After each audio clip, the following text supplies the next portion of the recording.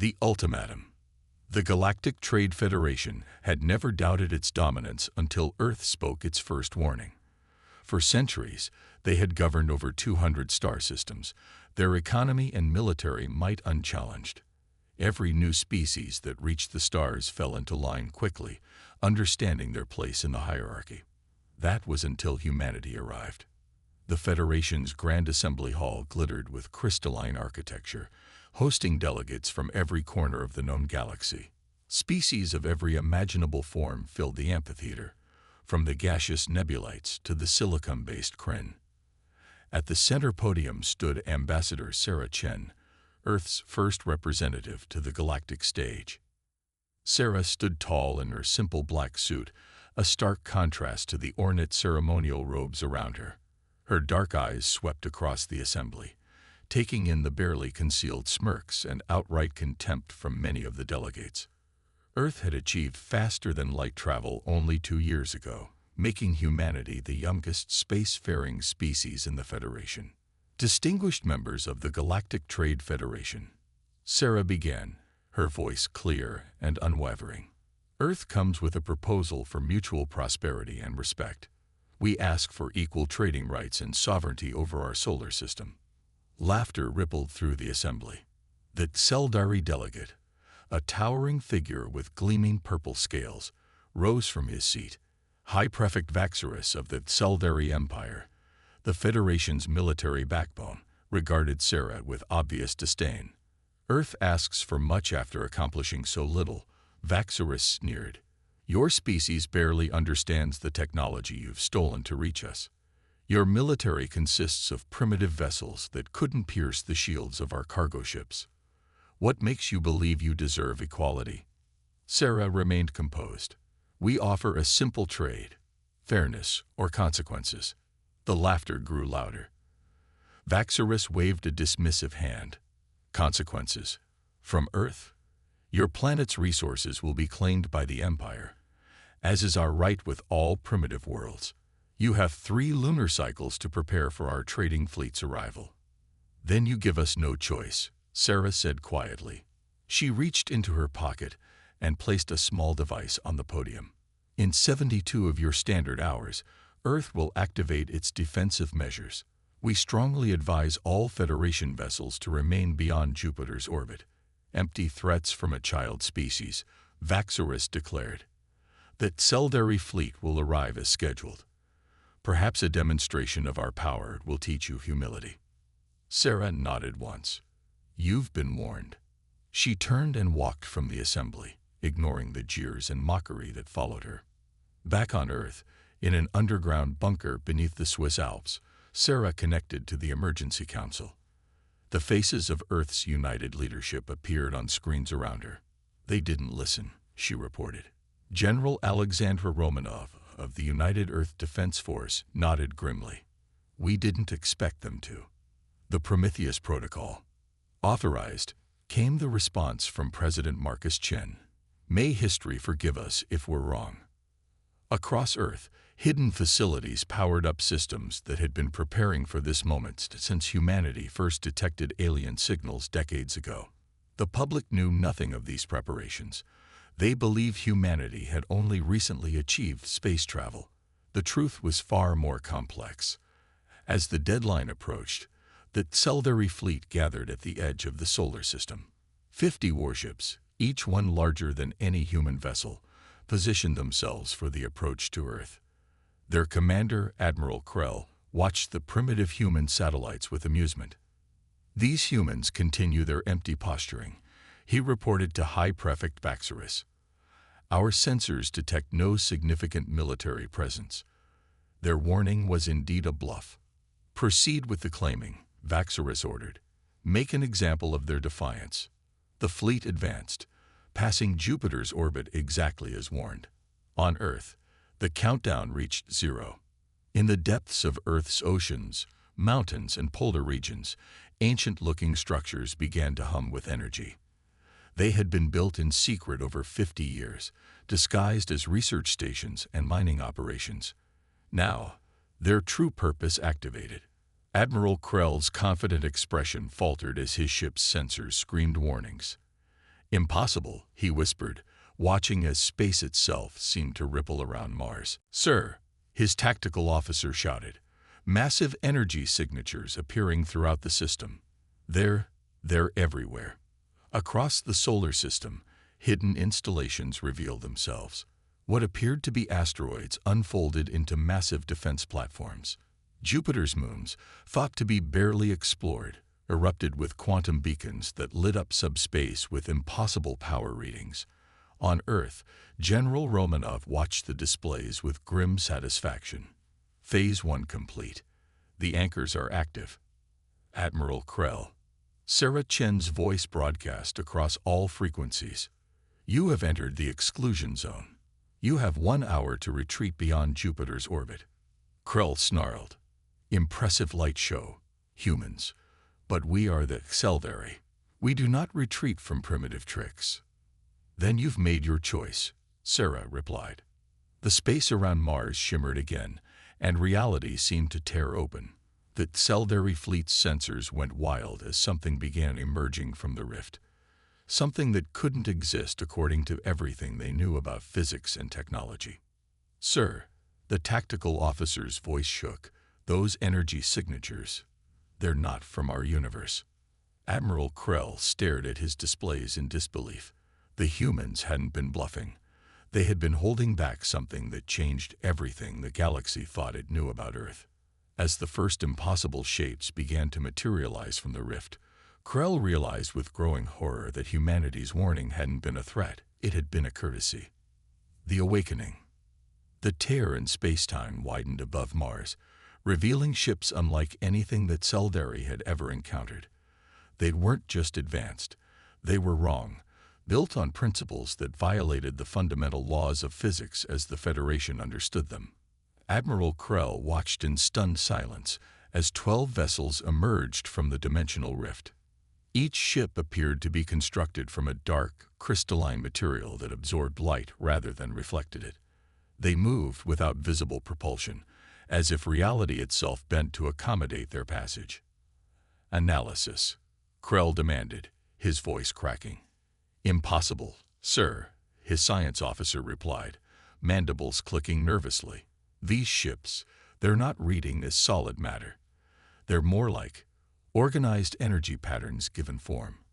Our computers can't process what they're seeing.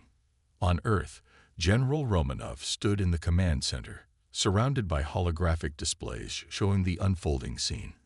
Status of the Lost Armada. All 12 Prometheus vessels have successfully transitioned, reported Dr. Elena Volkov, Earth's lead quantum physicist. They're holding position as planned. The truth that Earth had hidden for decades was simple yet profound. Humanity hadn't just discovered faster-than-light travel. They had found something else entirely in their early experiments with quantum mechanics, a way to access parallel dimensions where the laws of physics operated differently.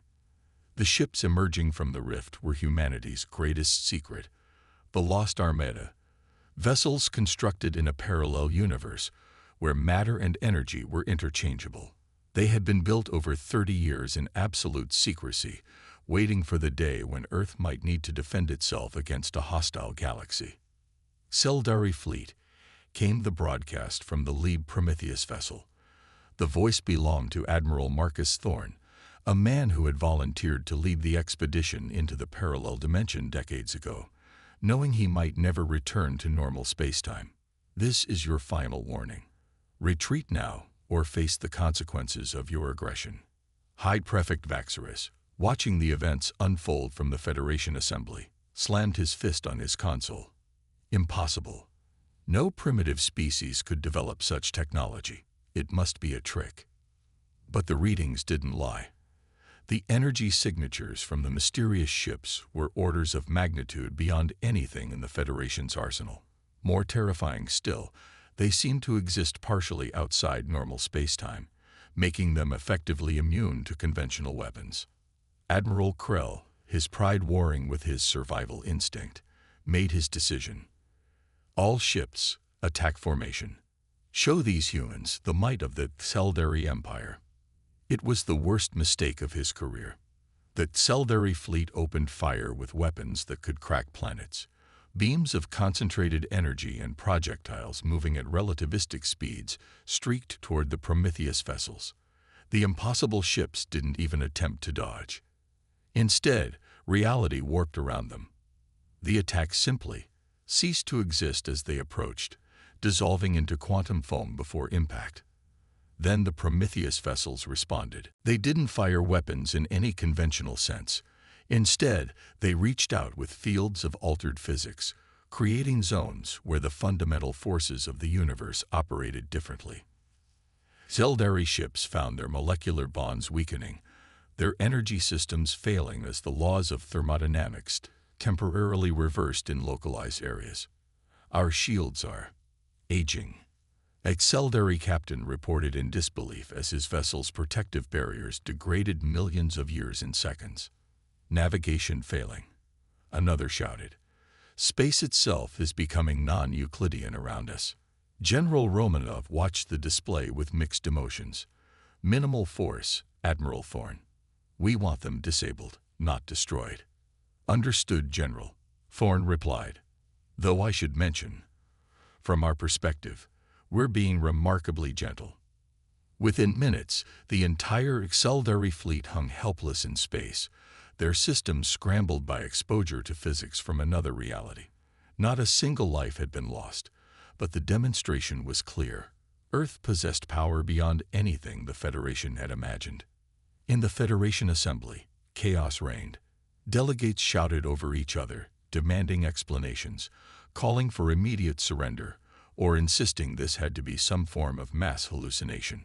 High Prefect Vaxerus stood frozen, his purple scales pale with shock. The implications were staggering. If Earth had this kind of technology, what else had they been hiding? How long had they possessed such power? Sarah Chen returned to the assembly hall, this time flanked by holographic projections of General Romanov and Admiral Thorne. The room fell silent as she approached the podium. Distinguished delegates, she began, her voice carrying none of the mockery they had shown her. What you've witnessed is merely a fraction of our capabilities.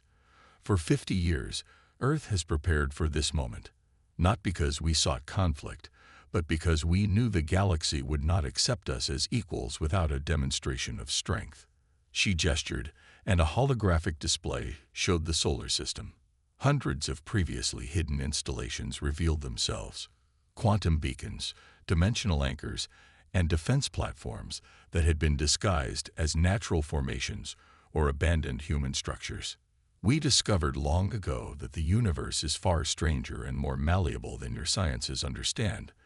Sarah continued, while you fought over resources and territory in this reality, we found ways to access infinite alternatives.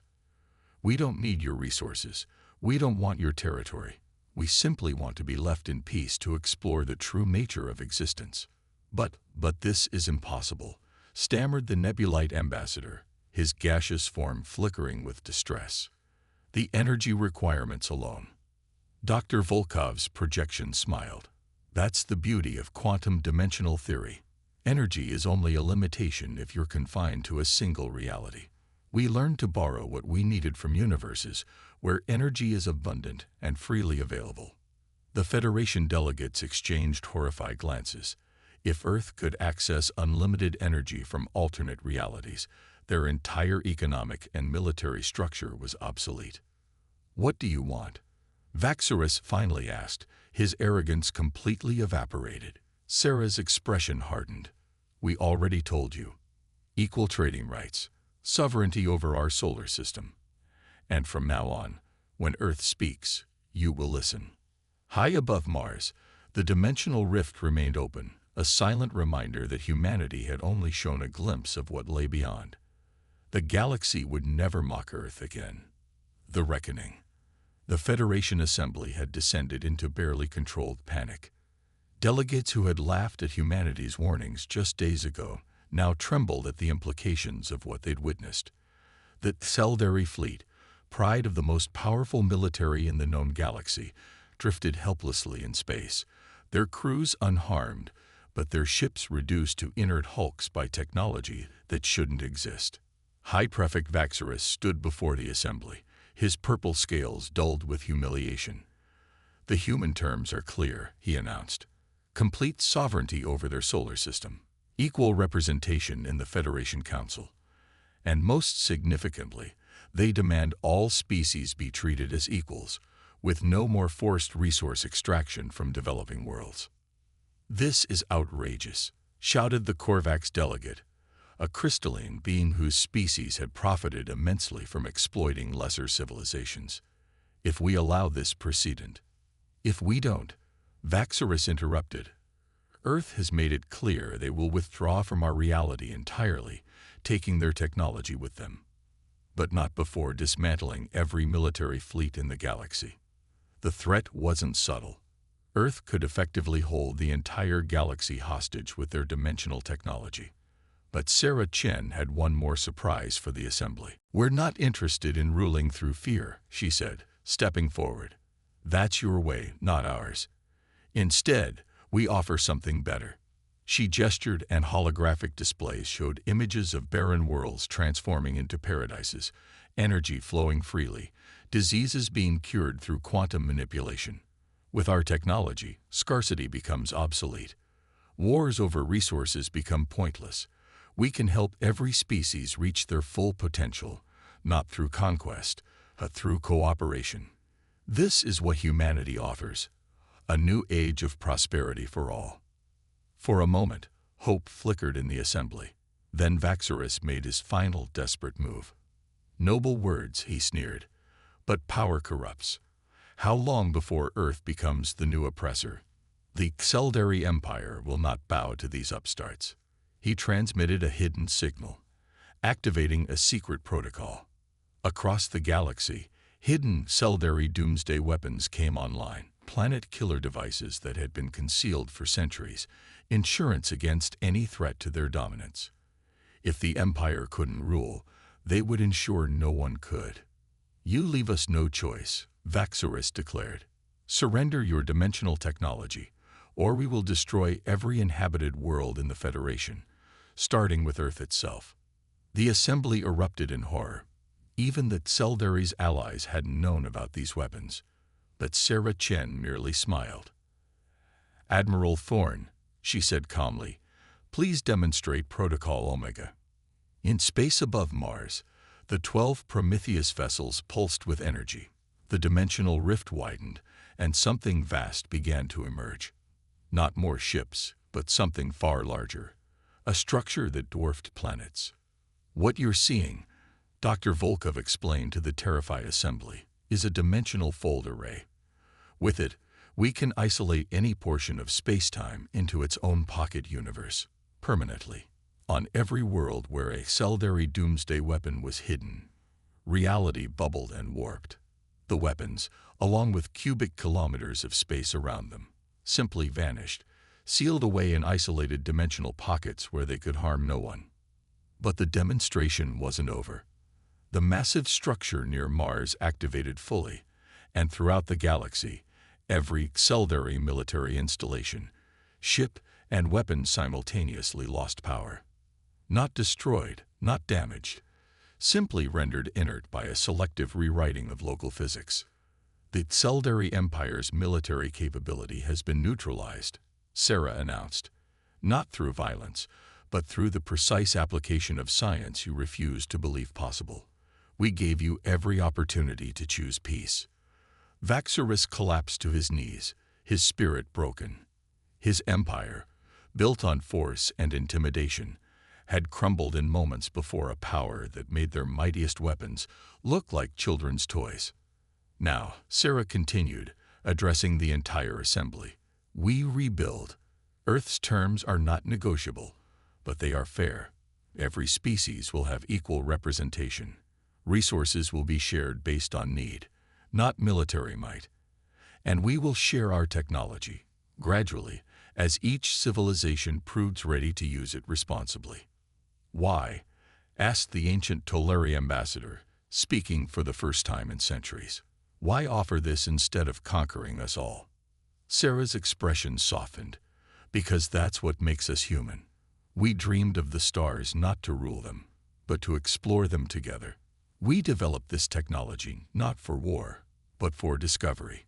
We warned you not out of arrogance, but out of hope that force wouldn't be necessary." She paused, looking around the assembly. "You called our bluff. You mocked our warnings. But what you fail to understand is that humanity's greatest strength isn't our technology. It's our ability to imagine a better future and our determination to make it real." Admiral Thorne's hologram stepped forward. "The dimensional pathways are now open to all peaceful species. The universe, all universes, await our exploration. The age of scarcity and conquest is over. The age of discovery begins now." In the following months, the galaxy transformed. The Exeldari Empire, stripped of its military power, adapted to a role of equals among equals. The Federation evolved into a true cooperative, with Earth's dimensional technology enabling unprecedented prosperity and exploration. Species that had been oppressed for millennia found their voices. Worlds that had been stripped of resources bloomed again as quantum energy replaced destructive extraction. And humanity, the youngest species in the galaxy, became its teachers and guardians. But Earth's greatest secret remained hidden. The dimensional technology, as miraculous as it seemed, was only the beginning. In their explorations of parallel realities, humans had discovered something that would reshape the very concept of existence itself, something that made even their current powers seem primitive in comparison. As Sarah Chen watched the first joint exploration fleet, crewed by members of every Federation species, depart for a newly discovered reality, she smiled. The galaxy had learned to listen when Earth spoke. Soon, they would learn to dream as humans dreamed. The stars no longer mocked Earth's warnings. Instead, they welcomed humanity's invitation to explore infinity together. "They thought we were bluffing," Sarah murmured to herself. "They never imagined we were holding back." Above her, the dimensional rift pulsed with possibilities, a doorway to infinite futures. And humanity, once dismissed as primitive newcomers, stood ready to guide the galaxy into a new age of wonder.